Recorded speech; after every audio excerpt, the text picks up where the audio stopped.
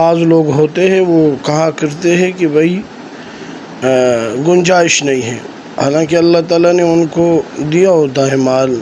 حج و عمرہ کی سعادت حاصل کر سکتے ہیں، لیکن پتہ نہیں کوئی کنجوسی ہے یا کیا وجہ ہوتی ہے کہ وہ حج و عمرہ کرنے کے لیے جو ہے نہیں جاتے۔ اور ایسے لوگ ہوتے ہیں جو حج و عمرہ کے لیے ساری زندگی ترس رہے ہوتے ہیں، آنکھوں سے آنسو جاری رہتا ہے جب بھی یہ ذی الحجہ کی باتیں ہوتی ہے تو کیا حج کے ایام شروع ہو گئے ہیں تو وہ گڑ گڑاتے ہیں،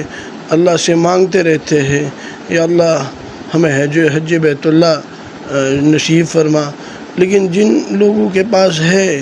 تو انہیں چاہیے کہ وہ حج کرے پہلی فرصت میں،